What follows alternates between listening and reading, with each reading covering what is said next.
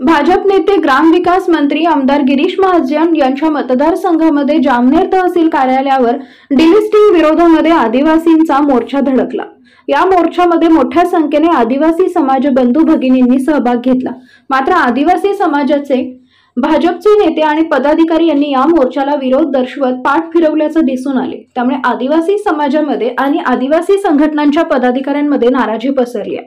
या एल्गार मोर्चाला जामनेर मार्केट बाजार समितीपासून सुरुवात करण्यात आली होती। नंतर मोर्चा तहसील कार्यालय इथे धडकला। नागपूर येथील हिवाळी अधिवेशनामध्ये भारतीय जनता पार्टीचे मंत्री तथा आमदार मंगलप्रभात लोढा यांनी डिलिस्टिंगचा आणि धर्मांतराचा मुद्दा उपस्थित करून आदिवासी समाजाच्या मिळणाऱ्या योजना सुविधा बंद करून डिलिस्टिंग करण्याचे सांगितले होते। या मुद्द्यावरून आदिवासी संघटना व समाज आक्रमक होऊन डिलिस्टिंग विरोधामध्ये एल्गार मोर्चांना सुरुवात करून रान पेटवलंय।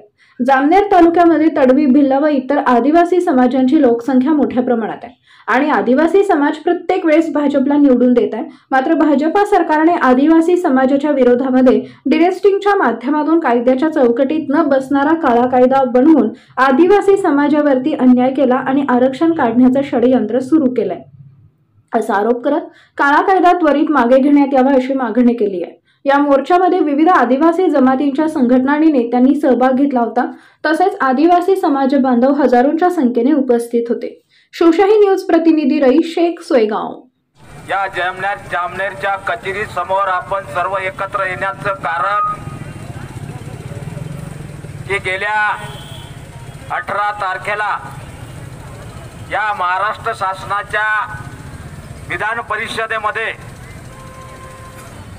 अधिवेशनामध्ये एक प्रश्न जे तर उपस्थित केला का या देशामध्ये, या राज्यामध्ये जो आदिवासी समाज आहे त्या GR मध्ये औद्योगिक प्रशिक्षण घेणारे जे विद्यार्थी आहेत, जे 2023 मध्ये शिक्षण घेत आहेत, ज्या लोकांनी ईसाई धर्माचं अनुकरण केलं आहे, धर्मांतर केलं आहे, त्या विरोधात त्यांनी समिती स्थापन करण्यासाठी एक GR काढला आहे।